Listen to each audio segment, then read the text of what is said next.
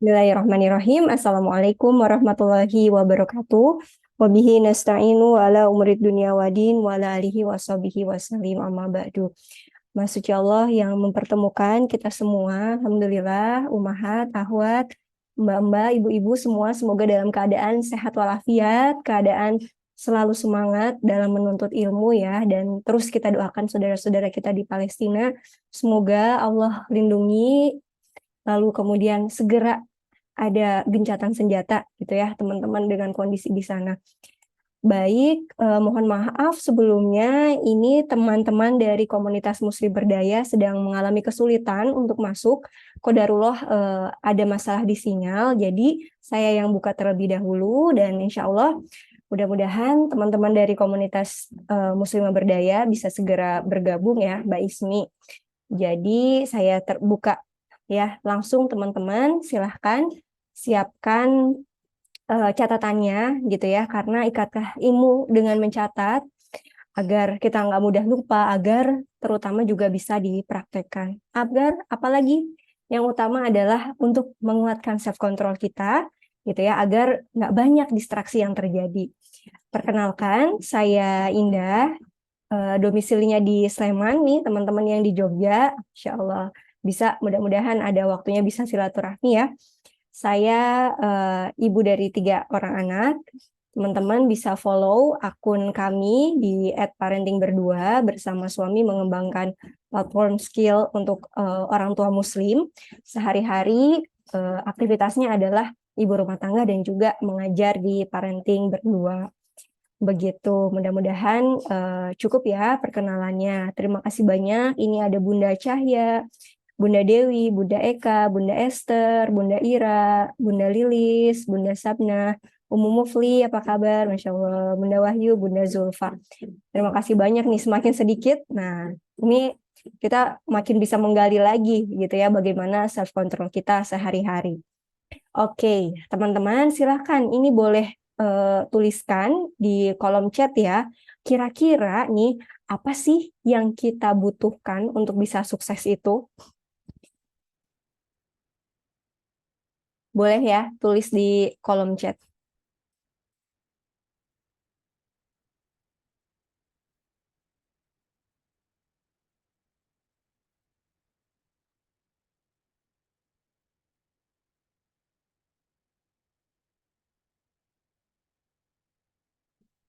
Apa ya yang dibutuhkan untuk bisa sukses? Ada yang bilang butuh disiplin, butuh ilmu dari Umum Mufli. Betul ya, seorang muslim nih harus berupaya untuk selalu menuntut ilmu, memperkaya diri dengan ilmu, bahagia. Nah, ini yang epic banget ya. Kalau kata Bunda Eka, bahagia betul ya. Bahagia ini luar biasa pengaruhnya. Kalau kita bahagia, ngerjain apapun, sesulit apapun, ya ayo gitu ya. Ada lagi ilmu, rasa bahagia. Saya mau jawab deh, disiplin ya. Itu udah jadi patokannya. Kalau mau sukses, kata orang itu harus disiplin. Dari Bu Dewi, self control. Bu Ira, Masya Allah, kesehatan ya, penting banget. Untuk bisa sukses tentu sehat ya.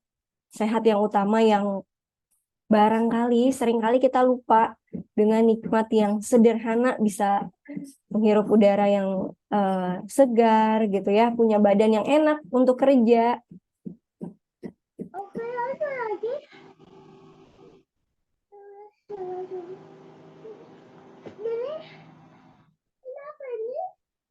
Mohon maaf teman-teman, jangan lupa di mute terlebih dahulu ya.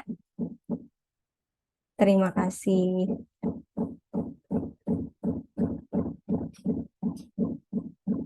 Oke, betul semua ya. Teman-teman, ini sangat dibutuhkan ya, elemen kesehatan, self control, rasa bahagia, ilmu. Lalu, kalau menurut penelitian, apa sih yang paling dibutuhkan? Ternyata ya, teman-teman, kalau ditanya ke orang-orang yang udah sukses, ternyata yang paling dibutuhkan gitu ya, ini versinya dari psikologi barat ya, adalah yang namanya self control. Nanti kita akan bahas lebih lanjut apa itu self control, apa itu tentunya yang jadi main ideanya hari ini tentang dikotomi kontrol atau dikotomi kendali. Nah, jadi teman-teman, Prof. Michelle ini beliau adalah dosen ya dari salah satu universitas ternama di mana tahun 1960 ini mengadakan tes yang namanya marshmallow test. Ini tesnya bisa jadi teman-teman udah tahu semua dan sering gitu ya ada di akun Instagram maupun di Facebook gitu. Jadi tesnya ini ya beliau ini memberikan tes kepada 20 orang anak usia prasekolah ya, di mana saat memasuki ruangan gitu ya di depan mereka itu ada marshmallow, satu butir marshmallow gitu ya. Terus Prof. Michelle ini bilang kalau misalnya kamu bisa menunda sebentar, nanti kamu dapat 2 marshmallow. Gitu. Apa yang terjadi? Ternyata ya sepertiga anak itu langsung makan marshmallow-nya karena nggak bisa menunda kepuasan gitu ya. Lalu yang bagian kedua itu mereka menunggu. Sepertiganya lagi menunggu. Menunggu, akhirnya mereka dapat 2 butir marshmallow. Ya, menariknya ini setelah diteliti lagi teman-teman. 20 tahun kemudian apa yang terjadi? Jadi anak-anak yang mampu menunda keinginannya untuk makan marshmallow, jadi mereka menunda untuk bisa dapetin 2 butir marshmallow ini, mereka lebih sukses dalam hal kebahagiaan saat dites ya, kebahagiaan dalam hal finansialnya, terus juga dalam bidang akademiknya, skor SAT, jadi semacam skor TOEFL-nya, ternyata lebih tinggi daripada anak-anak yang tidak mampu menunda keinginannya. Lalu yang kedua, menariknya ini dilakukan di anak-anak, teman-teman, masalah self-control ini ya. Jadi Terry Moffitt, beliau juga seorang profesor dari universitas ternama di Amerika, melakukan penelitian kepada anak prasekolah yang diajarin cara mengantri, terus juga diajarin taruh anduk itu harus di tempatnya, diajarin taruh sepatu itu di tempatnya. Ternyata anak-anak yang sudah diajari ini, ya mereka belajar untuk mengendalikan dirinya cenderung lebih sukses. Ini juga setelah diteliti beberapa tahun kemudian. Jadi self control ini ternyata penting ya teman-teman, nggak hanya untuk diri kita, tapi juga untuk anak-anak kita.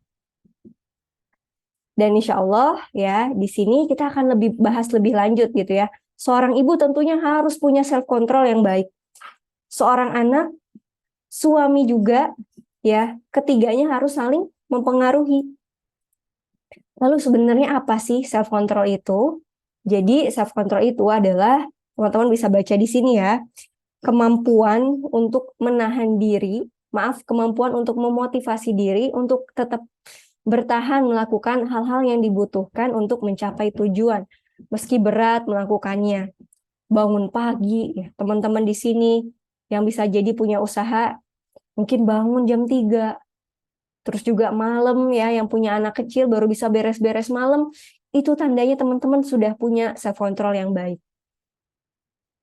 Jadi punya kemampuan memotivasi diri untuk tetap bertahan, walau kita tahu lagi capek, tetap tilawah. Ya, intinya adalah gimana caranya kita tetap berlari, walaupun ada beban.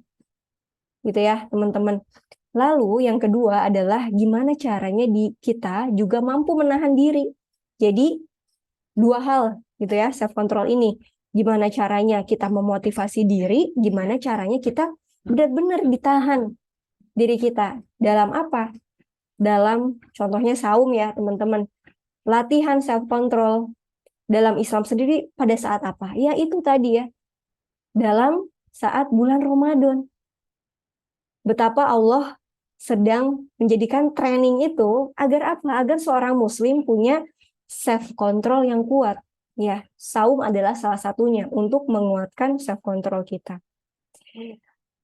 Dalam kehidupan kita butuh self control nggak? Tentu teman-teman kita sangat butuh ya.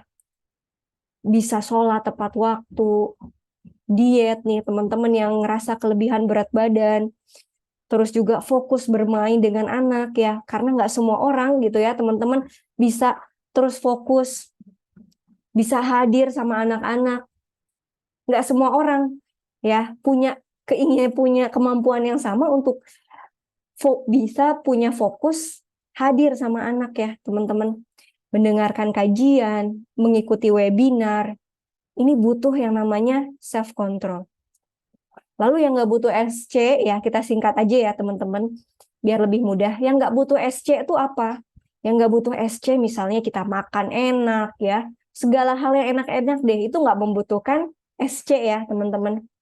Hobi, santai-santai, tiduran, itu nggak perlu yang namanya SC. Yang kita butuhkan adalah biasanya yang berhubungan dengan untuk mencapai target, ya, untuk juga membangun kebiasaan sehari-hari, mendidik anak, membuat komunikasi yang asertif dengan suami, mengajak suami untuk ikut serta dalam parenting, itu juga membutuhkan yang namanya SC.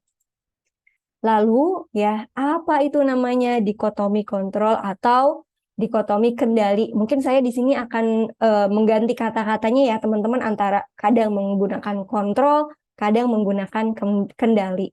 Jadi yang namanya dikotomi kontrol adalah ini sebuah ide gitu ya yang dicetuskan oleh para stoikisme. Jadi stoikisme itu semacam ahli filsafat ya teman-teman, yang memang fokus tentang bagaimana kita bisa mengendalikan diri kita.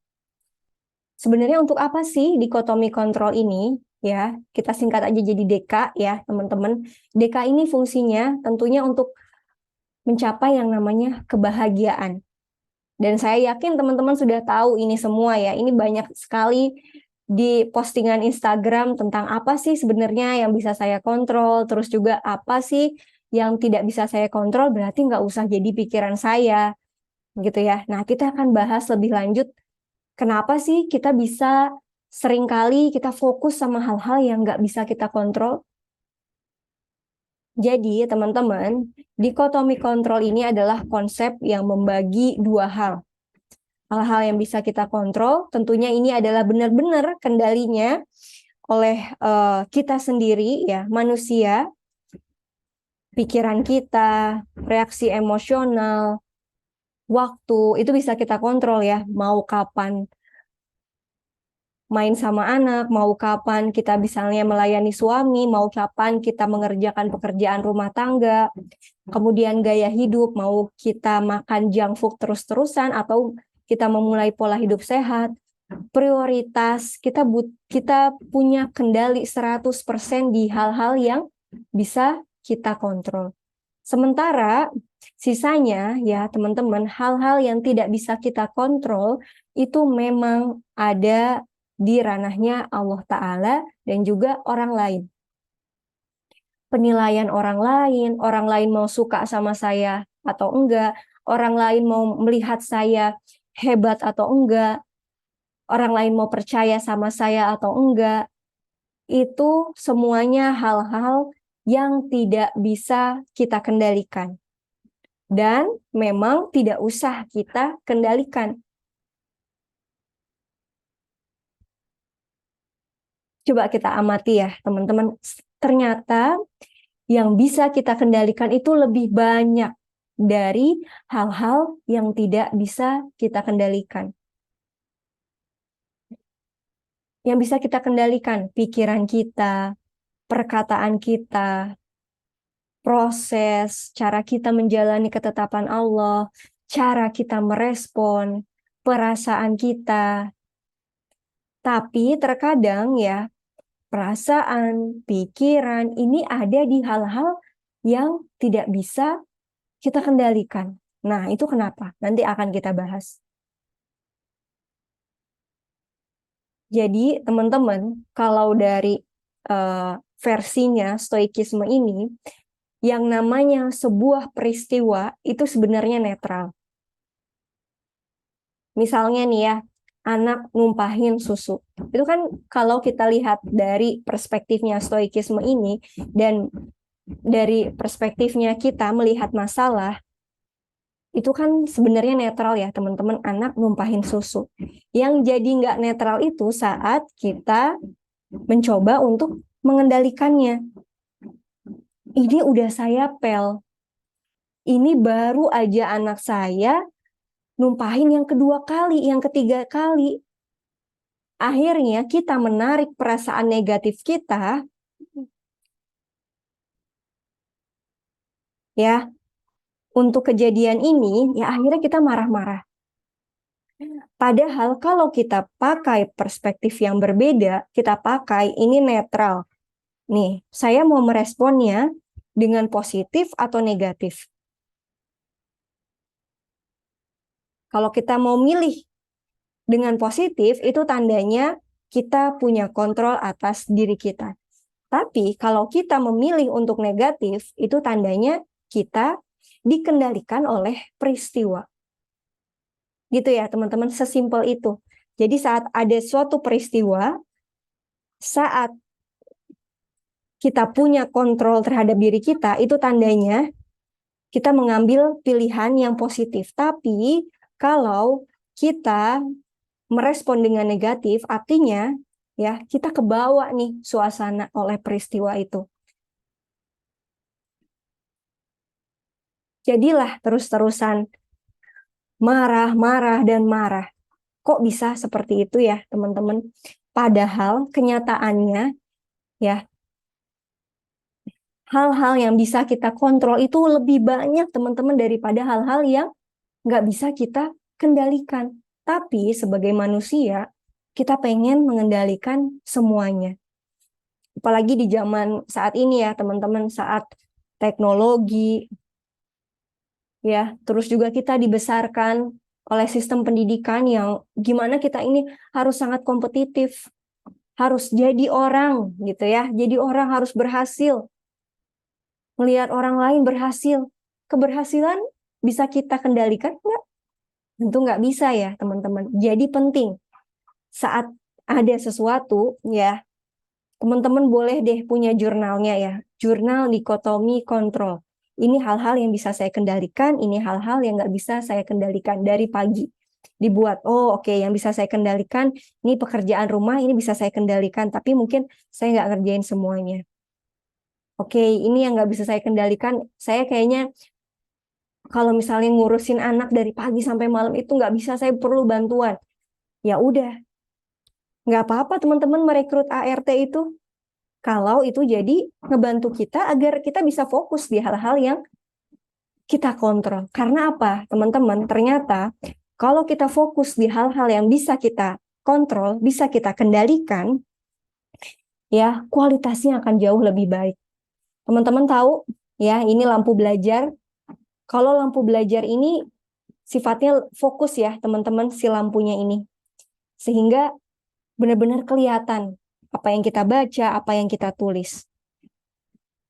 Sebaliknya, kalau teman-teman tahu lampu kamar, sifatnya kan menyebar ya lampunya. Nah, seperti itu. Kalau terlalu banyak yang kita kendalikan, kualitasnya kurang bagus. Selalu akan di situ ya, teman-teman. Jadi itulah kenapa pentingnya kita memilih hal-hal yang penting yang mau kita kendalikan. Karena apa?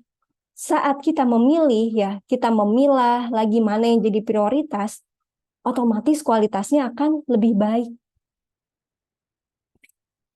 Lalu kenapa kita harus fokus?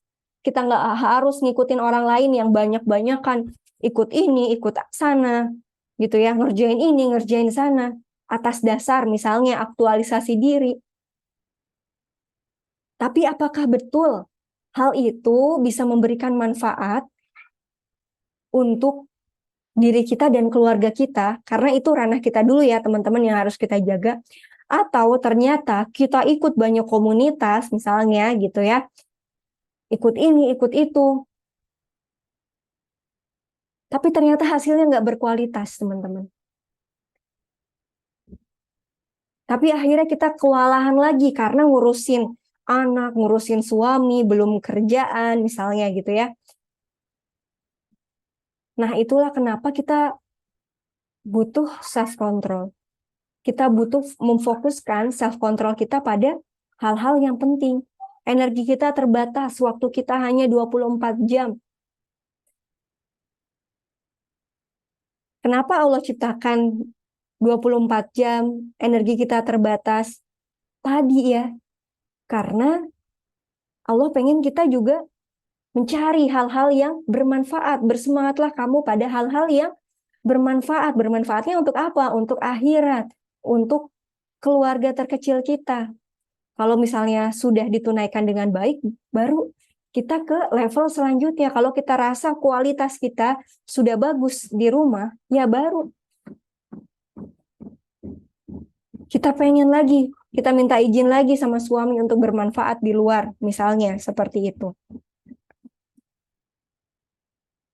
Nah, lalu yang kedua ya teman-teman, dikotomi kontrol ini berarti kita fokus pada hal yang bisa kita kendalikan, kita terima. Pada hal yang tidak mampu kita kendalikan. Maksudnya gimana? Misalnya nih ya, ternyata kita nggak bisa nih ngerjain semua kerjaan rumah tangga. Dari ngurus anak, ngurus suami, ngurus rumah, gitu ya. Ternyata ada yang harus kita tinggalkan. Misalnya dari pekerjaan rumah tangga, ternyata ini harus kita delegasikan ke ART. Biasanya nih ibu-ibu merasa bersalah ya dengan hal tersebut ya. Ngerasa dirinya nggak mampu, ngerasa saya ini kok nggak bisa ngerjain semua hal, ternyata, tapi tetangga saya bisa. Gitu ya, teman-teman, ternyata hal-hal yang membuat kita selalu fokus sama hal-hal yang tidak bisa kita kontrol adalah tadi kalimat yang mengikat. Contohnya gimana? Aku harus bisa mengerjakan semuanya. Aku harus bisa jadi ibu, pendidik, mengajar anak-anak, gitu ya. Juga kerja dari rumah, misalnya gitu ya. Kata harus itu terkadang benar-benar mencederai kita, teman-teman. Karena lebih dekat dengan perfeksionis ya. Yang membuat kita seperti dikekang, keras kita sama diri kita sendiri. Kamu harusnya kayak gini. Masa nggak bisa ngurusin rumah, ngurusin anak, ngurusin suami, ngurusin kerjaan. Coba lihat ibu yang satu. Coba lihat yang lain. Tapi saat kita berdamai, kita melepas dari kalimat yang mengikat itu, ya teman-teman, kita menerima bahwa oke, saya ini butuh bantuan ART. Oke, ternyata saya harus resign nih untuk bisa fokus sama anak-anak. Misalnya ya, teman-teman, saya hanya mencontohkan, oke, ternyata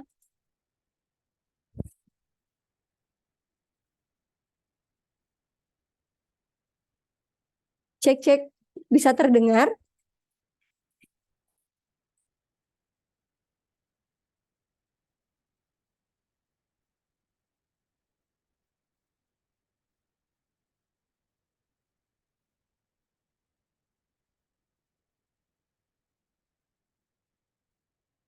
Oke, alhamdulillah.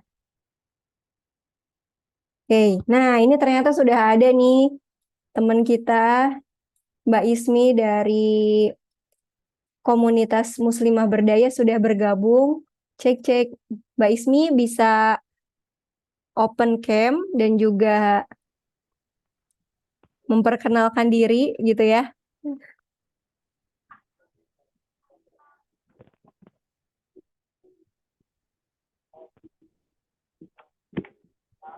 Bismillah, tes tes terdengar ya? Iya, iya Mbak Ismi, tapi mungkin agak kurang jelas ya. Ya, silahkan Mbak Ismi. Kurang coba sebentar ya. Bismillah. Tes tes terdengar Terdengar, alhamdulillah. Ya, Oke, bismillahirrahmanirrahim. Assalamualaikum warahmatullahi wabarakatuh. Allah. Waalaikumsalam warahmatullahi wabarakatuh. Tapi suaranya terputus-putus ya. Jadi agak Mudah-mudahan. Nggak apa-apa. tidak baik-baik saja. Semoga jaringannya aja ya, yang nggak baik-baik aja, orangnya jangan gitu. Bisa aja. Silahkan Mbak Ismi. Nah, ini sebenarnya saya kurang tahu sih ya. Di tempat saya yang sinyalnya kurang bagus atau gimana ya, agak pecah-pecah itu suaranya di sini. Kalau teman-teman gimana ya, coba di chat di kolom coba. Apakah suaranya jelas apa enggak? Karena saya mendengar suara kan itu enggak jelas gitu. Suara Umu Indah juga kurang jelas. Ya kan, ada yang nggak jelas, ada yang jelas. Ya, bismillah ya, saya maksimalkan aja ya. Ya dulu mohon maaf. Ya kan, pecah ya ternyata ya.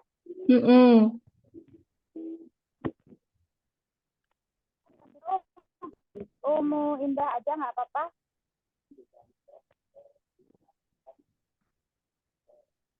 Oke, siap. Ya udah. Nanti mudah-mudahan Saya pakai HP satunya. mudah-mudahan bisa diperbaiki ya ya. Mudah-mudahan cari lagi jaringannya.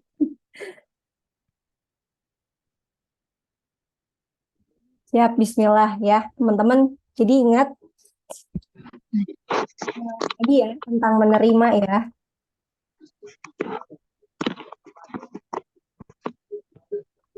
Anunya mana? Anunya mana? Oke. Jadi tadi tentang menerima ya. Menerima itu kenapa bisa sekuat itu? Karena teman-teman saat kita menerima ya, itu tuh kita melepas dari hal-hal yang bisa mengikat kita. Kita lepas dari keharusan jadi ibu yang serba bisa. Kita lepas dari kita berdamai gitu ya. Kita berdamai dari hal-hal yang memang ya kita belum punya kapasitasnya di sana.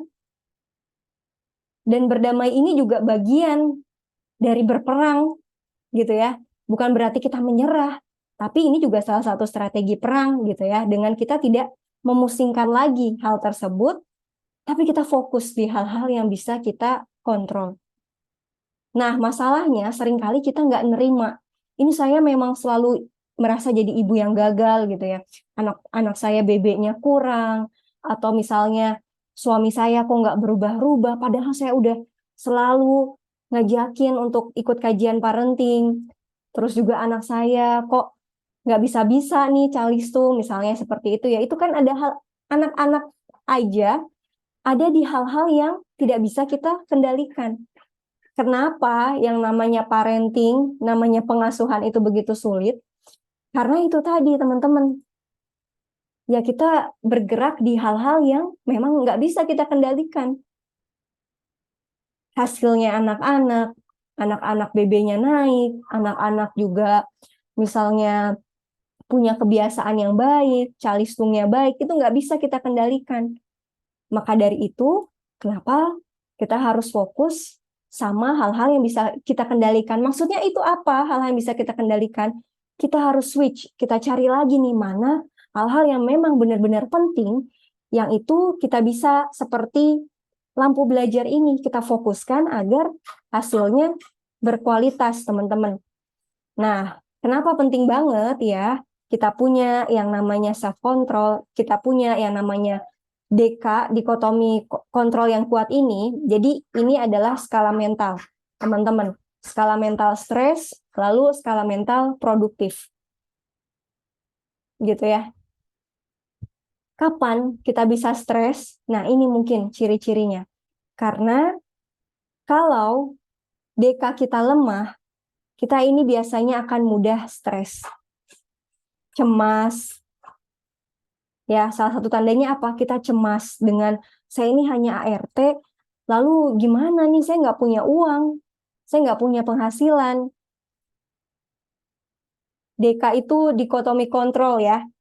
Ini belum saya kasih tahu tadi ya. Jadi kita sepakat ya teman-teman karena terlalu panjang, jadi saya singkat. Dikotomi kontrol DK, self control SC.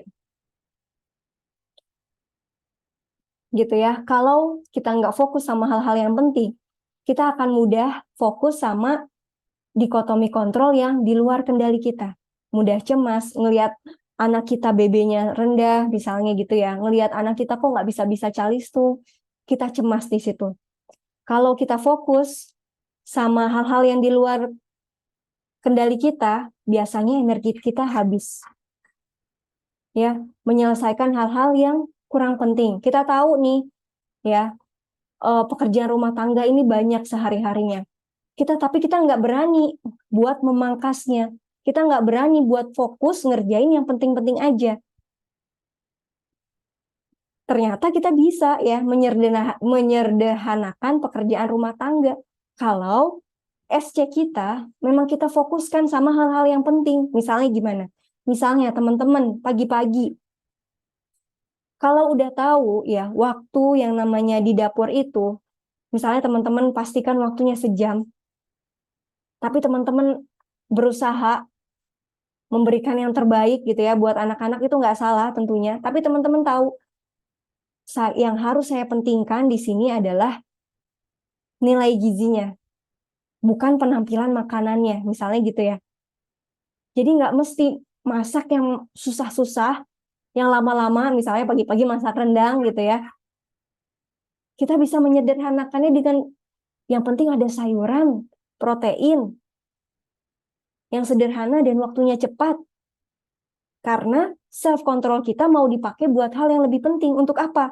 Misalnya untuk membersamai anak-anak, untuk melayani suami. Gitu ya, terkadang kita ini menghabiskan energi kita di hal-hal yang kurang penting. Atas dasar apa? Atas dasar perfeksionis. Kita ingin semuanya bagus, rumah kita ngelihat ada yang sedikit berantakan, ya udah, kita nggak bisa relax, kita nggak bisa fleksibel dengan hal tersebut. Itu tandanya apa? Itu tanda DK kita, dikotomi kontrol kita banyak di area di luar yang bisa kita kendalikan. Biasanya kita nggak fleksibel. Anak rewel dikit, misalnya kita lagi kajian gitu ya, kita udah riweuh, kita udah cemas gitu ya, kita udah merasa terbebani. Padahal kalau kita lihat lagi, wah ini kondisi yang nggak bisa saya kontrol nih. Gimana caranya? Saya fokus, ya udah, ini saya harus relax. Ya udah saya terima anak saya rewel, ya udah berarti tandanya untuk pulang. Gitu ya. Kalau kita juga punya DK, dikotomi kontrol yang lemah. Yang lemah itu tandanya apa? Kita banyak mengontrol semuanya, ya. Kita selalu mengontrol semuanya, kita juga akan sulit memiliki relasi sama orang lain. Kita nggak percaya sama orang lain. Yang paling sering itu ya, kita nggak mau mendelegasikan, ya karena nggak percaya sama ART apapun. Itu makin berat nggak teman-teman? Makin berat ya. Lalu, itulah kenapa bisa jadi kita ada di level stres ini. Ya karena itu, karena kita ingin mengendalikan segalanya. Karena SC kita, self-control kita, terlalu banyak teman-teman kita gunakan di hal-hal yang kurang penting. Sementara kita pengen ya ada di level produktif. Apa sih tandanya level orang tua yang produktif itu? Orang tua yang produktif adalah orang tua yang kalau ada stres, kalau anak tantrum, kalau suami belum mau bantuin kerjaan rumah tangga, kita bisa mengelolanya.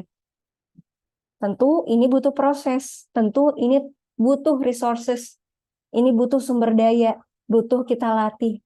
Dan nggak mudah, teman-teman. Tapi insya Allah bisa. Kalau DK kita kuat ini maksudnya apa? Kita fokus di hal-hal yang bisa kita kendalikan, kita akan mampu mengelola emosi dengan baik. Contohnya saat anak tantrum, kita fokus lagi, oh ini kan masalah respon ya.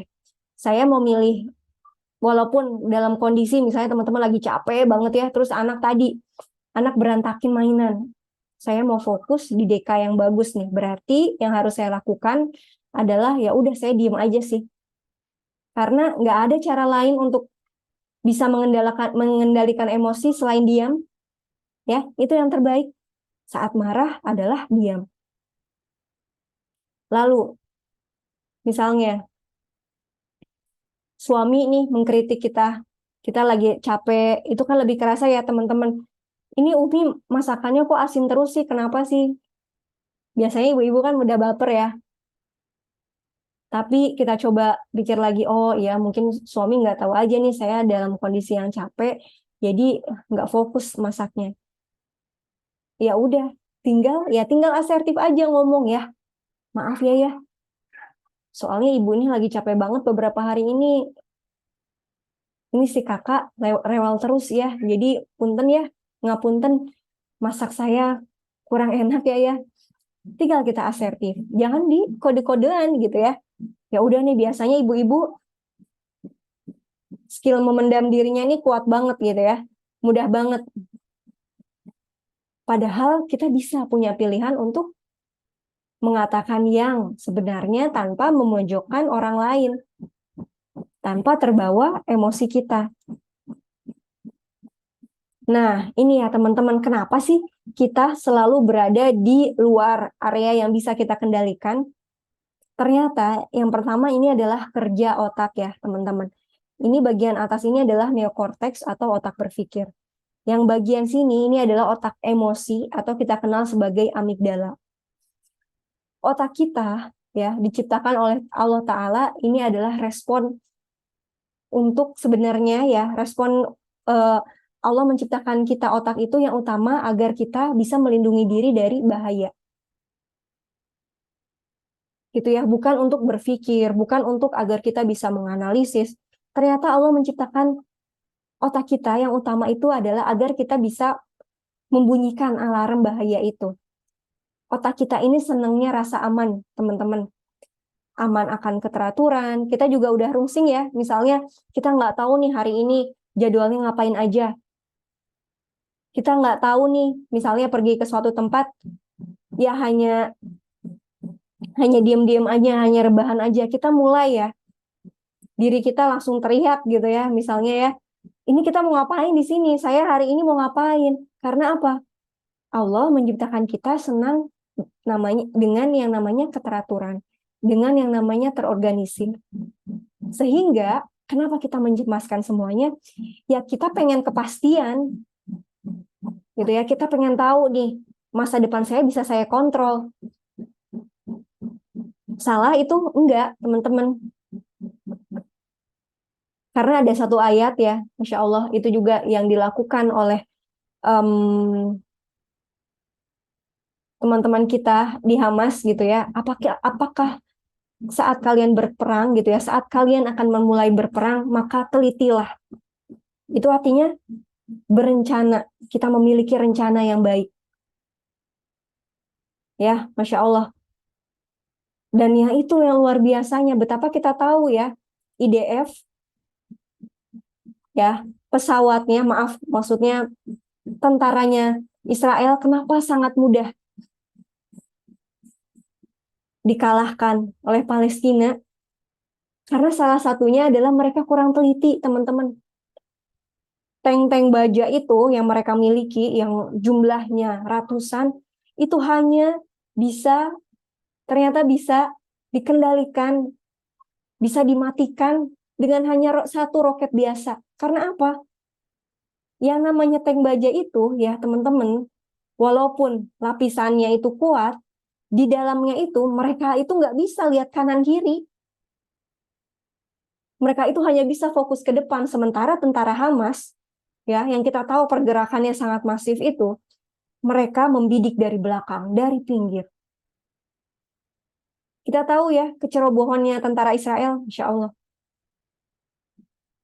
Oke, kita balik lagi. Ternyata otak itu butuh rasa aman. Jadi kita pengen mengendalikan semuanya. Maka dari itu, ya, penting juga nih kita punya yang namanya sistem penanggulangan distraksi. Nanti akan kita bahas. Biar apa? Kita bikin alarm dalam tubuh kita. Oh, ini saya mulai cemas nih. saya mulai mikirin nih gimana nih masa depan saya. Oke, berarti apa yang harus saya lakukan? Bukan fokus sama emosinya, bukan fokus untuk mikirin gimana biar tenang, tapi mikirin gimana rencananya, apa aja yang mau saya lakukan. Itulah kenapa ya mudah banget kita overthinking, teman-teman.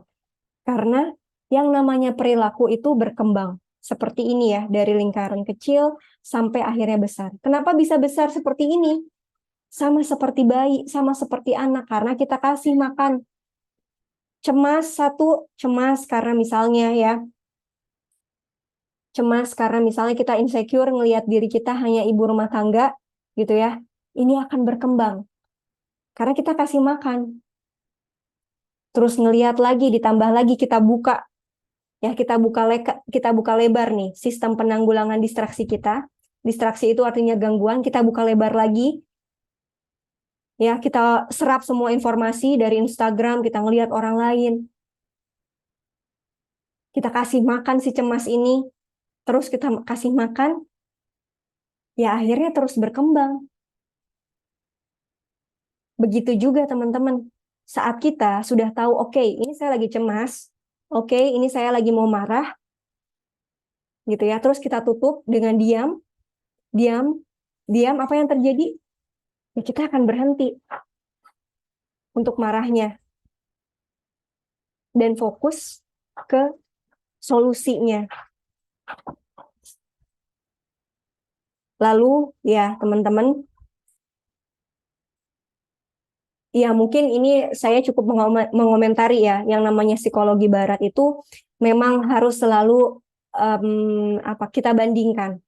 Selalu juga kita evaluasi apakah memang sesuai dengan nilai-nilai Islam atau enggak. Yang namanya dikotomi kontrol ini ya teman-teman, itu kan terlihat ya bahwa kitalah yang harus berjuang mengendalikan semuanya. Kitalah yang harus mati-matian memegang kuasa atas diri kita sendiri. Itu nggak salah. Itu ada dalam Quran ya teman-teman. Kamu memilih jalan yang baik, silahkan. Kamu memilih jalan yang buruk, nanti Allah yang akan jadi saksinya. Yang harus kita tambahkan, yang harus kita kunci adalah semuanya itu, kontrol itu, kendali itu ada di bawah Allah Ta'ala. Bukan di bawah kita. Bahkan diri kita sendiri yang punya kuasa untuk memilih yang baik di antara dua pilihan. Diri kita sendiri adalah ya Allah yang mengontrolnya. Sehingga harusnya ini makin membuat kita, menguatkan kita untuk ya selalu bergantung sama Allah Ta'ala. Seperti yang dilakukan oleh para sahabat ya teman-teman. Para sahabat sendalnya putus aja mereka meminta tolongnya sama Allah. Kenapa sih kita banyak, balik lagi ya, kita banyak pengen mengendalikan semuanya.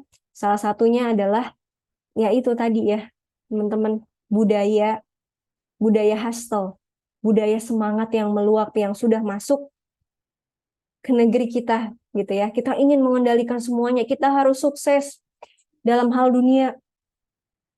Salah nggak? Nggak salah teman-teman. Tapi yang perlu kita cermati adalah apakah hari-hari kita tunaikan hak-hak Allah atau ternyata hak-hak dunia yang lebih banyak kita tunaikan. Itu teman-teman yang salah. Karena Allah yang mengontrol kita, Allah yang memberikan kesuksesan, Allah yang memberikan kita misalnya sedang diuji dengan kegagalan, kuasanya Allah. Begitupun Allah yang menguasai diri kita sendiri. Maka dari itu teman-teman, mari berkenalan dengan yang namanya konsep barokah. Kenikmatan yang banyak. Kenikmatan yang mungkin nggak didapetin sama para pencari dunia. Yang harus kerja-kerja ya dari pagi sampai malam, bangun lagi jam 4 pagi, terus-terusan seperti itu. Seperti hamster yang terus berputar, tanpa yang dia perhatikan bahwa kalau saya menunaikan hak-hak Allahnya terlebih dahulu, insya Allah Allah akan menunaikan hak saya. Teman-teman, ada sebuah cerita dari Saiful Islam Ibnu Taimiyah ya. Beliau adalah salah seorang ulama yang luar biasanya terhadap ilmu. Jadi, beliau itu adalah salah seorang penulis ya. Nah, ditanyain nih sama Ibnul Qayyim. Ibnul Qayyim ini muridnya. Ditanyain gini, ditanyain kalau misalnya pagi-pagi udah sarapan belum? Ternyata beliau ini belum sarapan, teman-teman. Dan beliau bilang bahwa sarapannya adalah zikir. Sarapan saya adalah zikir sampai nanti matahari agak di tengah, gitu ya. Baru beliau melanjutkan untuk menulis. Luar biasanya, teman-teman, keberkahannya lah di sini. Apa yang terjadi di saat ulama yang lain menulis itu ya bisa dilakukan dalam sebulan ya untuk mencari sumbernya, menelaahnya, menganalisisnya. Tapi beliau Ibnu Taimiyah ini hanya melakukannya dalam waktu 2 minggu dibandingkan dengan sebulan. Ini apa? Ini adalah salah satu tanda keberkahan dari Allah. Begitupun dengan kita juga ya teman-teman. Bisa jadi keberkahannya itu nggak terlihat dari kita dianggap manusia, kita mungkin nggak punya jabatannya, kita nggak terlihat ya sama orang-orang.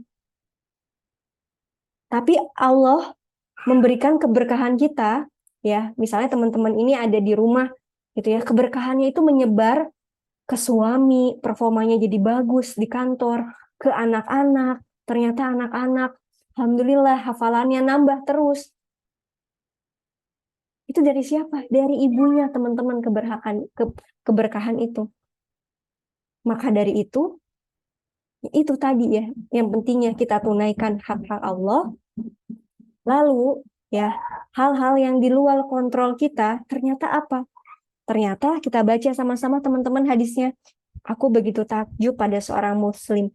Sesungguhnya Allah tidaklah menakdirkan sesuatu untuk seorang mukmin, melainkan pasti itulah yang terbaik untuknya. Ternyata yang di luar itu, yang nggak bisa kita kontrol itu, peristiwa-peristiwa yang menyakitkan hati itu adalah ternyata takdir yang baik.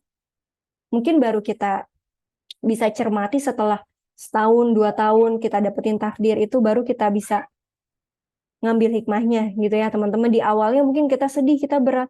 Tapi ternyata setelah kita pikirkan lagi, setelah kita muhasabah lagi, wah Masya Allah, ini takdir terbaik dari Allah. Karena janji Allah ini bisa kita lihat ya, semua takdir baik ataupun buruk itu adalah takdir yang terbaik. Dan juga nih ya, yang nguatin kita juga, kenapa kita ya harus menjadikan Allah sebaik-baiknya pengendali hidup kita, karena kita adalah seorang mukmin. Seluruh urusannya itu baik, tidaklah didapati kecuali pada seorang mukmin. Jika dapat kesenangan, ia bersyukur. Dapat kesenangan, kita senang ya. Dapat kesulitan, kesusahan itu ada di luar kontrol kita. Tapi kita cobain untuk bersabar, sehingga masuk lagi ke area kontrol kita. Lalu teman-teman, apa ya yang bisa kita lakukan? Yang pertama adalah selalu yang namanya sadari.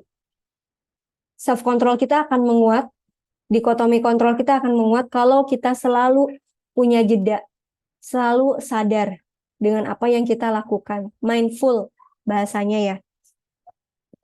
Kalau misalnya tadi suami kok nggak mau bantuin pekerjaan rumah tangga, ya kita sadar dulu nih, nggak langsung marah-marah. Kalau ngelihat anak, misalnya ya, tadi numpahin susu, kita nggak langsung nih marah, tapi kita jeda dulu.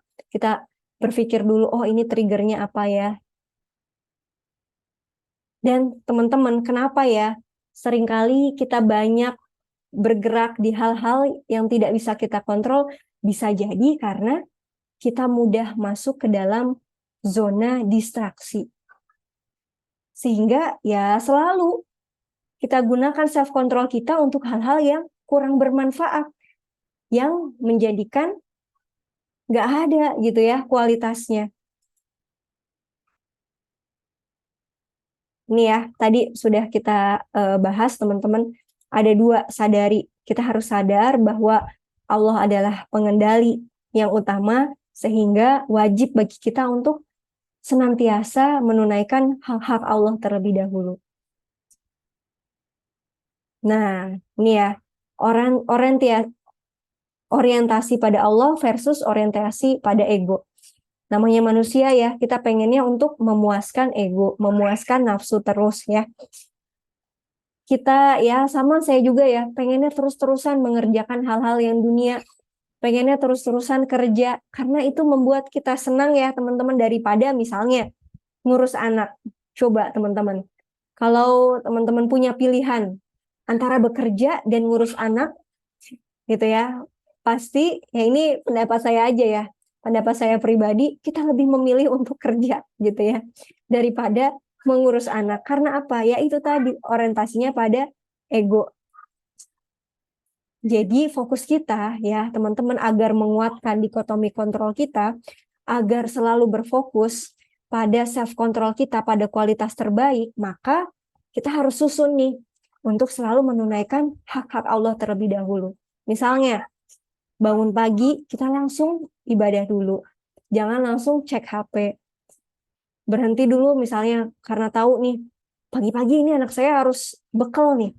Langsung kita ke dapur. Padahal ya bisa ya kita misalnya sholat 2 rakaat dulu. Kita utamakan sholat tepat waktu. Berarti tandanya lagi misalnya nyuci piring, kita langsung berhenti. Taat pada suami, ya kita mengikuti kata suami gitu ya. Di area yang selama itu bukan maksiat, di area yang selama itu kebaikan. Misalnya suami pengen kita pakai baju A, ya, ya udah ikutin aja, teman-teman. Suami pengen misalnya kita kurangin dulu aktivitasnya karena ngelihat, kenapa ya, teman-teman, kita itu merasa sulit ya untuk menerima misalnya pendapat dari suami, bisa jadi karena kita terlalu subjektif ya, teman-teman. Kita perlu orang lain yang melihat kita. Kita juga perlu objektif. Sehingga penting banget ya teman-teman, kita minta feedback dari suami atas apa yang kita lakukan saat ini. Mendidik anak dengan iman di masa emas. Ini butuh self control nggak teman-teman? Ternyata sangat butuh ya. Sebentar teman-teman. Ya,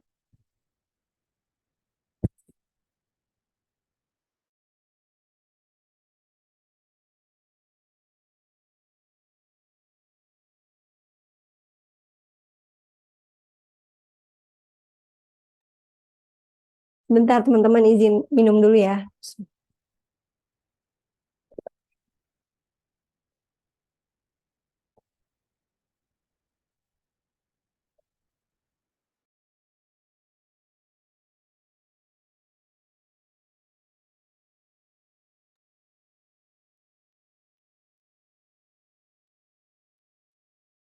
Oke, lanjut lagi. Mendidik anak dengan iman di masa emas, tentunya ini butuh self control ya. Karena apa? Keinginan kita adalah mendidik banyak hal kepada anak kita di masa prasekolah ya. Yang kita tahu kalau misalnya porsi keimanan ini sama gitu ya teman-teman, dengan porsi yang lain, bahkan lebih sedikit kita masukkan pada masa prasekolah, yaitu bisa jadi iman itu nggak terlalu melekat kuat dalam hati anak-anak kita. Jadi penting ya teman-teman, porsi iman ini, porsi dialog iman, kita kenalin Allah dalam setiap aktivitasnya, itu jadi prioritas kita. Itu lebih banyak dari kita ngajarin mereka calistung, dari kita ngajarin mereka bahasa Inggris misalnya ya. Lalu yang kedua adalah ini ya teman-teman, distraksi. Kenapa self control kita lemah? Kenapa kita nggak mampu menahan diri? Kita nggak mampu memotivasi diri? Bisa jadi karena kita terlalu banyak distraksinya. Ada yang namanya distraksi internal, ada yang namanya distraksi eksternal. Distraksi internal ini yang dari dalam diri kita ya teman-teman. Kalau eksternal ini dari luar, yang tadi agak susah kita kontrol. Dari dalam diri kita.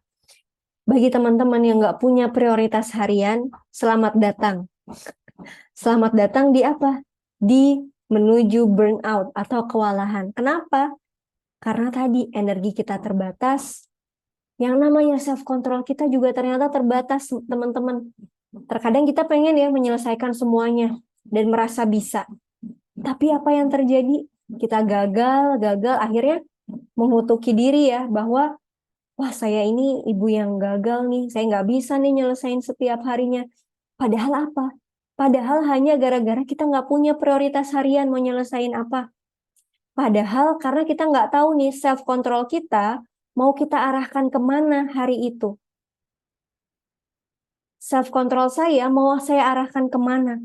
Apakah untuk anak-anak, apakah untuk suami, atau untuk kerjaan? Keinginan kita ingin mengerjakan semuanya ya teman-teman. Kita ingin di rumah bagus, kita ingin bermanfaat juga di luar. Tapi ternyata kapasitas kita terbatas. Bisa teman-teman seperti itu? Tentu bisa. Kalau resources kita, sumber daya kita, itu memadai. Dengan bantuan apa? Ya itu tadi, kita delegasikan misalnya ya. Terus juga kita memang sudah membuat sistem di rumah, anak-anak sudah mandiri, sudah tahu apa yang mau mereka pelajari, sudah bisa kita tinggal sendiri untuk belajar ya teman-teman, baru deh kita tunaikan hak kita di luar misalnya seperti itu ya. Dari fisik. Distraksi internal salah satunya yang sering adalah dari pikiran kita. Overthinking, decision making yang buruk, cara kita memutuskan, gitu ya. Teman-teman, self control ini ada hubungannya dengan decision making, kemampuan kita memutuskan. Kalau kita memutuskan hari ini saya mau ngerjain banyak hal, self control kita tentunya akan mengikuti ya, akan berusaha untuk mengerjakan banyak hal. Tapi kalau kita memutuskan bahwa hari ini saya mau ngerjain 3 hal aja, self control kita akan lebih teratur, akan lebih terarah untuk mengerjakan yang benar-benar penting dan apa? Menghasilkan kualitasnya. Apalagi nih, teman-teman yang perfeksionis, pengen sampai detail banget gitu ya. Apalagi kalau misalnya masuk dapur, ngelihat dapurnya masih berantakan, sementara waktunya kita terbatas, ya udah deh, gak apa-apa, cuci aja dikit. Ngelihat ada bumbu berserakan misalnya gitu ya. Belum kita declutter, saya declutter dulu deh, gak apa-apa, waktunya dikit aja. Gak apa-apa, gak apa-apa, gak apa-apa. Akhirnya waktu kita habis. Bisa jadi kenapa kita nggak maksimal sama anak-anak? Kenapa kita nggak maksimal sama kerjaan kita? Ya ini dihabiskan oleh hal-hal yang kurang penting seperti ini sehingga self control kita juga berarah ke hal tersebut. Medsos ya, teman-teman udah tahu ya, ini medsos terlalu banyak informasi yang kita dapetin. Ini saya mohon maaf sekali bagi teman-teman ya yang mungkin gampang baper gitu ya. Berita-berita Palestina itu kalau bisa dibatasi ya teman-teman, bagi teman-teman yang ternyata gampang banget baper, ternyata gampang banget menangis. Karena apa? Balik lagi, kita harus punya self control. Kalau kita mudah banget baper, seharian kita akan terus ya, hati kita tuh yang teman-teman yang sensitif tuh, aduh gimana nih saudara saya, itu bagus teman-teman, tapi kita harus fokus ke solusi. Yang saya bisa lakukan saat ini adalah memberikan donasi, boykot, gitu ya, misalnya memposting satu hal tentang Palestina, udah itu aja. Saya nggak mau terlalu banyak scrolling atau nambah-nambah informasi baru dalam otak saya. Kita tahu ya teman-teman, otak kita juga kapasitasnya terbatas. Sedangkan kita pengen menyelesaikan semua hal. Informasi yang teman-teman dapatkan dari Instagram, dari Facebook itu, yang teman-teman nggak rasakan, ya, bahwa ternyata itu menambah beban teman-teman, pikiran teman-teman. Informasi yang banyak itu, ya, yang kalau kita nggak saring, kita scrolling misalnya status WA, status Instagram yang terlalu banyak, sadar nggak sadar itu membebani pikiran kita. Itu mengurangi konsentrasi kita, mengurangi kemampuan self-control kita pada hal yang penting. Sadar nggak sadar, saat kita misalnya membersamai anak, kita langsung terpikir, wah tadi tuh pas lagi scrolling ngeliat nih, ada jemuran bagus. Itu nggak ganggu nggak teman-teman? Tentunya mengganggu ya. Maka dari itu penting untuk kita batasi kapan kita menggunakan medsos. Itulah penting kita punya sistem penanggulangan distraksi. Kalau nggak ada prioritas, oke, sehari ini saya mau ada 3 prioritas aja.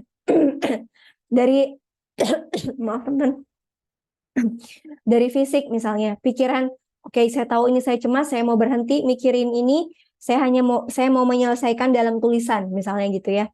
Medsos berarti, oke, saya ini udah kelamaan nih scrollingnya.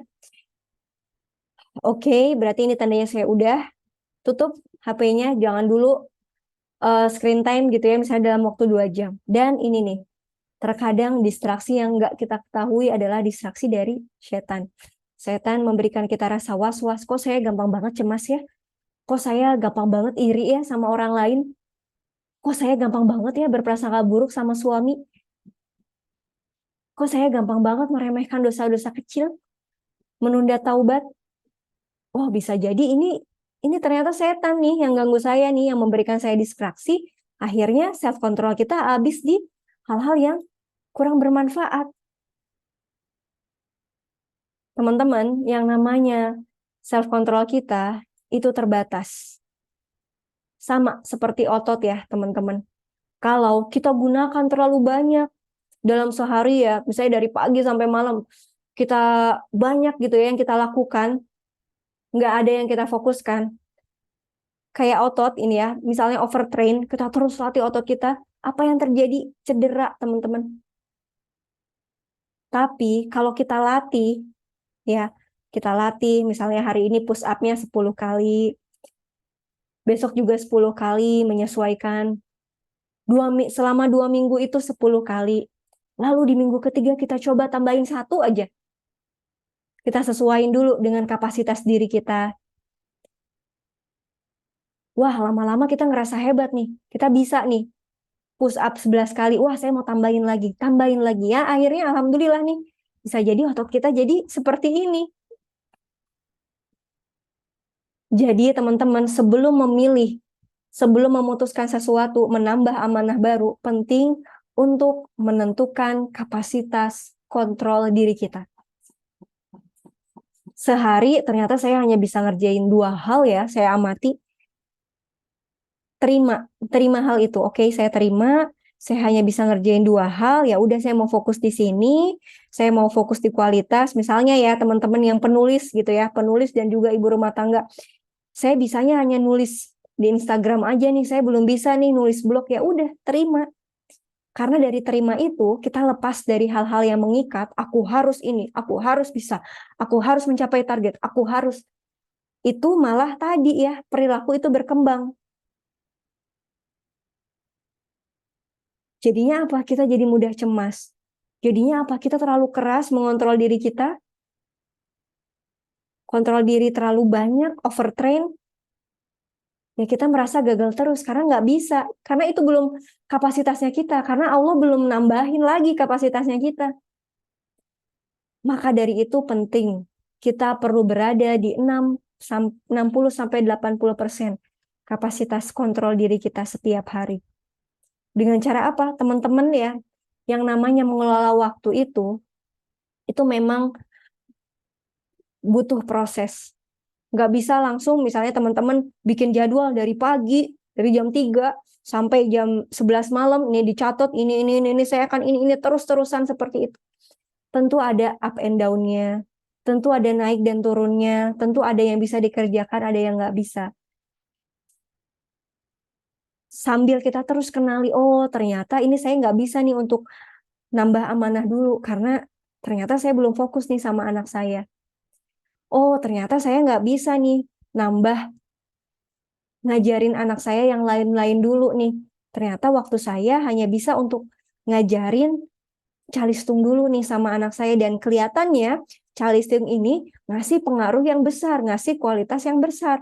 Maka dari itu saya mau fokus ke sini dulu. Terlalu banyak yang dikontrol tentu akan cepat stres. Jadi kalau ada yang nanya gini, teh gimana nih tetangga saya itu dia ngerjain semuanya teh bisa teh dari pagi sampai malam gitu ya. Berhasil di sini, di luar berhasil bagus karirnya, di dalam juga.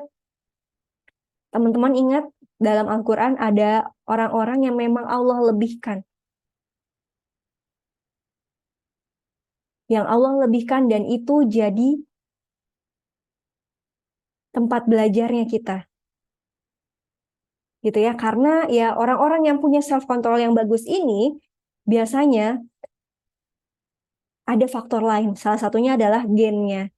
Gen ya teman-teman. Terus juga mungkin lingkungan sebelumnya.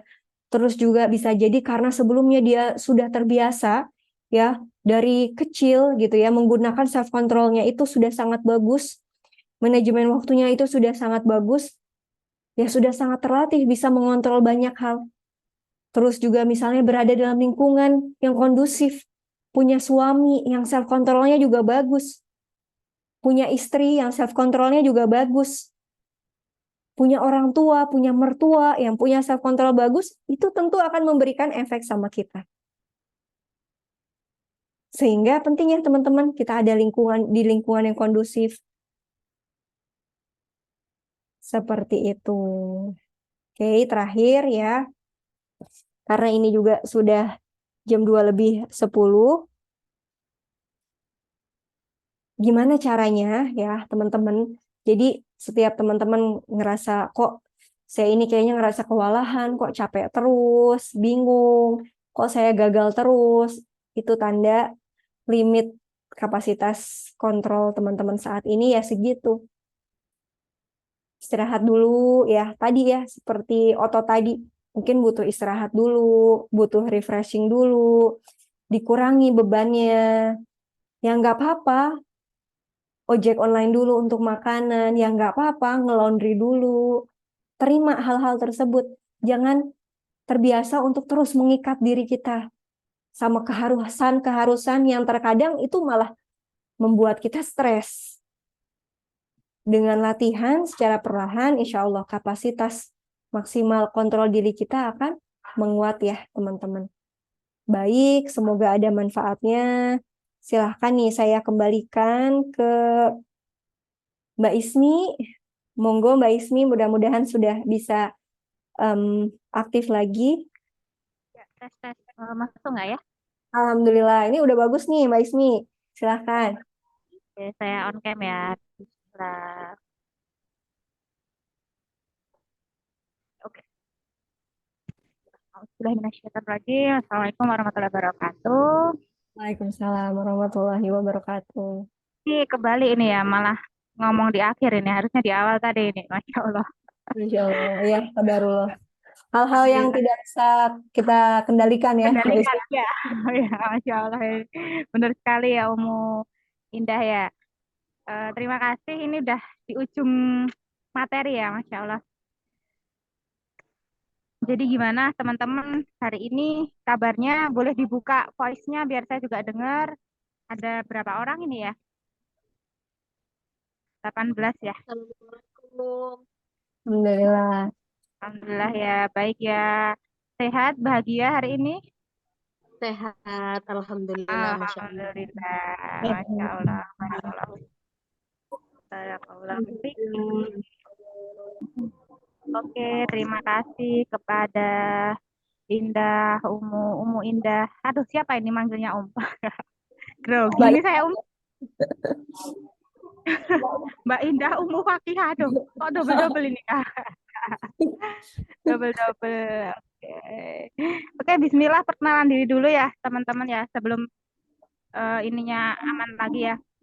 Perkenalkan dulu, nama saya Ismi Rahayu, biasa disebut Umu Ibrahim.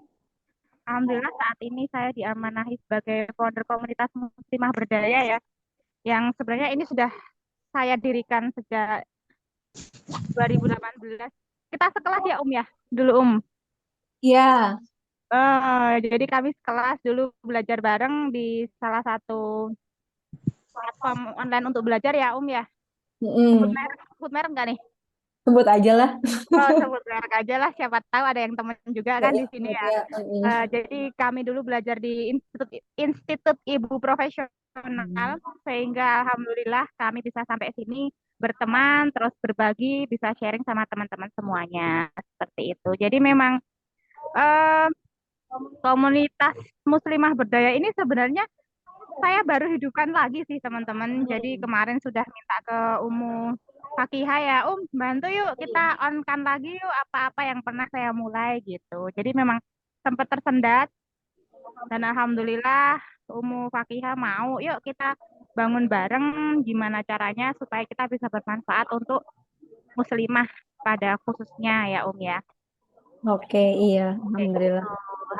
Coba ada yang mau nanya mungkin ke Umu Fakihah aja tentang materi hari ini apa sih yang kurang dipahami atau apa gitu mungkin masih punya waktu sampai jam berapa Silahkan kita di sini jadwalnya sampai 2.15 ya.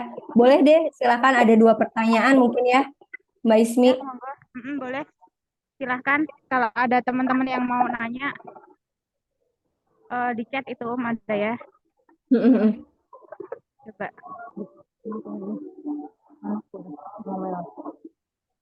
gimana itu Teh kalau kita sudah menentukan 3 prioritas hari ini dan sedang UTW mengerjakannya tapi terus masih kepikiran sama hal-hal lainnya yang juga ada cemas itu gimana Teh? Gitu, Teh. Oke, baik. Ini langsung dijawab aja ya, Mbak Langsung Ismi. aja nggak apa-apa waktunya kan. Oke, kita udah punya 3 prioritas dan sedang OTW mengerjakannya, tapi terus kepikiran sama hal-hal yang lainnya jadi ada cemas. Itu bagaimana? Jadi teman-teman nggak bisa kita ngilangin yang namanya cemas ya. Itu yang pertama. Cemas itu akan selalu hadir, akan selalu ada di tiap hari kita. Walaupun kita misalnya udah fokus nih mau ngerjain. Yang penting di sini nih sebenarnya self control ini nih banyak ya teman-teman. Sebenarnya kalau di chapter ada chapter 1, chapter 2, chapter 3. Nah, bisa jadi gitu ya. Penyebab kita cemas tadi kita belum tutup yang namanya distraksi. Gitu ya. Bisa jadi cemasnya ini coba ya. Ada misalnya kita sekarang lagi merasa cemas, coba duduk dulu. Coba duduk dulu terus kita tulis. Kita cari tahu ini cemasnya dari mana ya? Triggernya dari mana ya? Gitu ya. Apakah itu dari ternyata abis saya scrolling medsos, saya ngeliat story orang, ngelihat dia lebih sukses, ini saya muncul cemas saya. Oke, saya paham di situ istighfar aja, ya, tenangin diri dulu, ya udah fokus lagi untuk ngerjain hal lain. Gitu ya, lama kelamaan kalau nggak kita kasih makan si cemasnya itu, dia juga akan menghilang dengan sendirinya teman-teman. Saat kita fokus sama hal-hal yang bisa kita kendalikan dalam hari itu. Gitu. Sebenarnya ya dalam self control lain, gimana sih nguatin self control? Ternyata ada satu hal lagi teman-teman. Adalah yang namanya latihan mindfulness. Sesimpel teman-teman belajar yang namanya teknik bernafas. Ini diperbolehkan, disyariatkan dalam agama, boleh teman-teman, asal gitu ya. Mindfulness ini diperbolehkan ya teman-teman. Hal-hal yang misalnya mengikuti ibadah agama lain seperti yoga ya teman-teman, itu sebaiknya kita hindari. Karena ada fatwanya namanya yoga itu haram ya teman-teman. Jadi kita bisa latihan teknik bernafas. Teknik bernafas misalnya setelah sholat zuhur, ini saya lagi belajar ini nih, setelah sholat zuhur, mulai aja 10 menit. Kita tahu ya, distraksi terbesar saya ini pikiran cemas. Teman-teman mulai teknik bernafas ini setelah sholat zuhur, gitu ya, 10 menit kita fokus sama nafas kita. Kalau misalnya ada pikiran lain datang, oh ini saya lagi mikirin A, B, C, ya udah terima aja pikiran itu, lalu fokus lagi sama nafas. Ternyata penelitiannya mindfulness ini bisa menguatkan self control kita, bisa mengurangi overthinking, apalagi kalau ya latihan bernafas ini ya biar lebih ada hasilnya pakai zikir. Gitu ya. Teman-teman, apalagi ya dampaknya dari latihan mindfulness ini, ternyata dari teknik bernafas ini ya kita bisa banyak menyetop pikiran kita. kita bisa banyak menghentikan pikiran kita. Seringkali yang bikin kita ada di ruang hal-hal yang nggak bisa kita kontrol karena kita merespon langsung aja ya. Anak ngelakuin sesuatu kita marah, suami seperti ini kita marah. Padahal kalau kita banyak jedanya, kalau kita banyak mikir lagi, ini tuh peristiwa tuh sebenarnya netral nih. Hanya saya nih yang ngebumbuinnya. Saya yang menjadikan eskalasi gitu ya, menjadikan overthinkingnya itu saya. Disadari, sadari, ambil tindakan ya, karena saat kita melakukan tindakan yang lain, ya otak kita akan juga fokus ke hal yang lain. Gitu, teman-teman.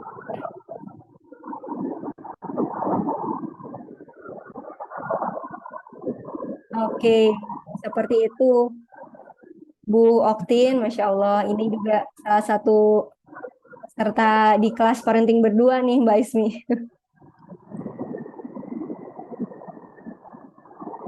Ini kita ya saling kesana kemari belajar bareng terus ya. Jadi biar ada support system gitu ya.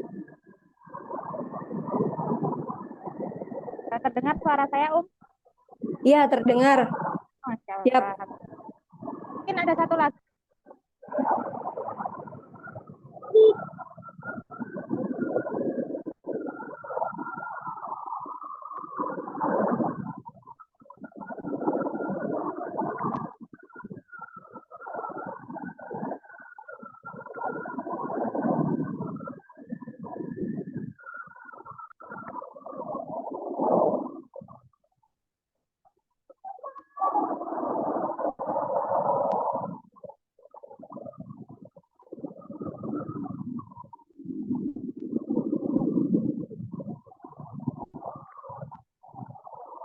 Oke, ini ada pertanyaan nih, Mbak Ismi. Ya, ada dua ya. Kalau sudah mengambil jeda tapi amarah masih ada itu gimana ya, dari Ummu Alia.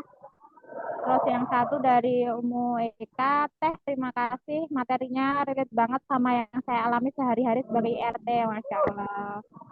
Maaf Teh, saya pengen tanya gimana ya caranya bisa produktif walaupun di rumah saja, apalagi lihat teman sejawat di luar sana yang wow banget terus insecure dengan diri sendiri itu.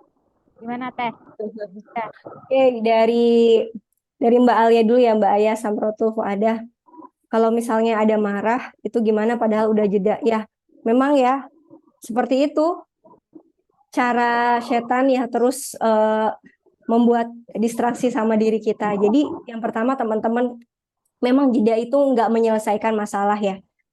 Perasaan marah itu akan masih hadir gitu ya. Misalnya kita marah gitu ya sama suami karena misalnya mengkritik kita, misalnya gitu ya. Kita marah kan, kita udah jeda di situ. Maka lakukan hal-hal yang menguatkan self control kita. Si marah itu pasti akan terus ada, tapi teman-teman, kita harus ingat motion create emotion ya. Jadi pikiran, perasaan kita, pikiran, perasaan, perilaku itu saling berpengaruh. Kalau kita fokus ke perilaku kita, walaupun si perasaan marah itu masih ada, itu lama-lama insya Allah marahnya itu akan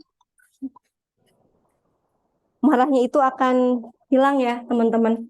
Tapi memang berproses. Jadi fokus aja. Misalnya nih, hal ini lagi baper sama suami ya, pengen marah banget. Tapi kita fokus karena kita ingat yang namanya motion, create emotion, kita langsung fokus lagi. Apa yang harus saya lakukan? Apa yang bisa saya kontrol? Oke, saya mau tetap menjalankan aktivitas saya. Misalnya saya habis ini mau berwudu dulu, terus saya tetap harus masak, mendampingi anak-anak. Saya harus ini, saya harus itu. Lakukan aktivitas seperti biasa, walaupun si marah itu masih ada. Setelah itu, marah itu memang harus kita rilis, kita keluarkan. Dengan cara apa? Kalau kita ngerasa, oke, ini saya udah tenang, saya udah bisa ngomong sama suami saya, teman-teman asertif. Sampaikan dengan asertif. Jangan sampaikan dalam keadaan kondisi marah. Gitu ya. Self control kita akan semakin menguat ya kalau teman-teman berhasil di saat-saat seperti ini. Jadi teman-teman, yang namanya marah itu adalah momen pembelajaran. Kalau pembelajaran ya, self control kita akan menguat teman-teman. Jadi kalau misalnya ada yang misalnya ngomongin kita, ya, bikin nggak enak hati kita, gitu ya. Itu kita akan mudah untuk nggak akan fokus lagi ke situ ya, nggak akan mudah untuk ngerespon hal-hal yang remeh-temeh gitu karena kontrol diri kita sudah meningkat. Jadi penting banget kalau kita ngerasa nggak nyaman, nggak enak, selalu ingat motion create emotion. Perilaku yang juga bisa mempengaruhi perasaan. Gitu ya. Ini hanya di tataran pikiran aja, ini dataran emosi aja. Yang namanya emosi itu sebenarnya hanya sensasi tubuh aja karena setiap namanya peristiwa itu netral, ya. Emosi negatif, emosi positif itu adalah bagus, gitu ya. Hanya emosi negatif itu sensasi tubuhnya dalam tubuh kita itu emang nggak enak, nggak kita senangi. Maka dari itu jeda, penting, terus kemudian kita lakukan motion create emotion. Lakukan hal-hal yang bisa menguatkan diri kita, ya, menyenangkan diri kita dulu, membuat kita rileks, gitu ya. Lalu fokus ke jadwal tersebut. Gitu. Lalu yang kedua, pengen tanya gimana ya caranya bisa produktif walaupun di rumah, apalagi lihat teman sejawat di luar sana yang wow banget ya, Masya Allah. Gini teman-teman, salah satunya penyebab kita insecure ya, karena ini ada bab lagi ya, bisa jadi yang namanya orang ibu rumah tangga juga perlu ya teman-teman yang namanya aktualisasi diri. Gitu. Coba kita gali lagi nih, yang membuat saya insecure tuh di bagian mananya ya? Oh, ternyata bagian aktualisasi diri ini kurang terupgrade. Saya sudah banyak nih mengurusi rumah tangga, mengurusi anak-anak. Di bagian aktivitas aktualisasi diri ini belum saya kasih makan. Jadinya dia meraung-raung gitu ya, teman-teman bahasanya. Maka dari itu penting ya, ibu rumah tangga punya hal-hal lain yang kita kerjakan, yang kita sukai. Karena sudah sunatullahnya, karena sudah fitrahnya. Kita punya minat dan bakat tertentu, teman-teman. Walau di rumah, saran saya yang menjaga kesehatan mental kita adalah aktualisasi diri. Saat kita punya ini, kita juga akan punya kontrol untuk hal-hal yang lain. Benar ya, tadi ya, kalau kata Ibu siapa di awal, apa yang membuat kita sukses? Kebahagiaan. Dan kebahagiaan seorang manusia, wanita adalah bisa juga aktualisasi dirinya. Mungkin belum bisa di luar. Tapi sekarang banyak banget karir yang bisa kita lakukan dari rumah ya. Mbak Ismi, banyak ya. Insya Allah dari mulai Banyak banget. Nanti mungkin insya Allah akan kami bahas di grup KMB ya ya. Kan teman-teman udah masuk nih di grup KMB. Insya Allah bakalan ada program-program untuk peningkatan kualitas diri sih insya Allah iya. Nah itu benar-benar kita perlukan. Nah insya Allah setelah itu tutup distraksinya. Tutup distraksi berarti kurangi lagi ngeliatin story orang. Ya udah fokus aja nyari ilmu. Pokoknya di Instagram saya fokus untuk nyari ilmu misalnya gitu ya. Nggak mau ngeliatin story. Karena apa? Kalau kita udah mulai insecure, itu tandanya self control kita akan berkurang. Kita gunakan di hal-hal yang kurang penting. Maka dari itu penting untuk terus mengurangi distraksi dan fokus ke hal-hal yang bisa kita kontrol agar kontrol diri kita semakin menguat, semakin baik. Seperti itu Mbak Ismi, sepertinya sudah pukul mendekati 2:30 ya, 14.30. ya. Ya, berarti sudah ya ya. Sharing hari ini kita cukupkan ya di 14.27 insya Allah. Nanti mungkin kita akan ketemu lagi ya ya di beberapa topik lanjutan ya insya Allah ya. Insya Allah ya boleh. Ini kamu kedua ngapain aja sih, Kak? Bener-bener kita ngapain siapa mau? Oke, saya nggak bisa ini ya ya nggak bisa closing statement nih karena masya Allah banyak banget. Aja deh yang closing statement. Oke, ya. Terima kasih Mbak Ismi, mudah-mudahan jadi ladang dakwahnya ya dan selalu bisa bermanfaat untuk umat. Gitu, teman-teman. Yuk, coba dilihat lagi gimana kapasitas kontrol kita. Gitu ya. Kita termasuk orang-orang yang self controlnya lemah atau kuat nih. Dan cara menguatkannya dengan apa? Tentunya dengan meminta terus pertolongan Allah, dengan kita penuhi dulu hak-hak Allahnya. Kalau kita kuat di ibadah kita ya teman-teman, itu bisa jadi juga sumber daya kita di hal-hal yang lain. Jadi fokus untuk memenuhi hak-hak Allah, kita tutup lagi distraksinya, ya. Terus kita kenali kapasitas kontrol kita. Mudah-mudahan kita akan selalu bisa ada di hal-hal yang selalu kita kontrol, gitu ya. Nggak ada di jaringan yang lebih luas lagi, di hal-hal yang tidak bisa kita kontrol. Seperti itu, Mbak Ismi, Masya Allah. Ya ini saya di tempat umum soalnya jadi agak banyak yang ketawa itu nggak enak deh. Oh, oke. Saya tutup ya. Saya tutup teman-teman belajar kita hari ini. Semoga ada manfaatnya. Mohon maaf apabila ada kesalahan. Terima kasih banyak komunitas Muslim Berdaya yang sudah memfasilitasi. Silahkan teman-teman ambil sebanyaknya manfaat gitu ya dari komunitas ini. Mudah-mudahan bisa saling berbagi, saling belajar dari ibu yang lain. Kita terus berprasangka baik gitu ya. Terima kasih banyak. Kita tutup dengan doa kifaratul majelis. Subhanakallahumma wa bihamdika asyhadu alla ilaha illa anta astaghfiruka wa atubu ilaik. Wassalamualaikum warahmatullahi wabarakatuh.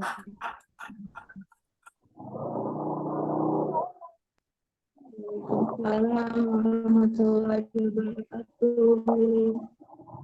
Izin live ya, Terima teman-teman. kasih, Ron.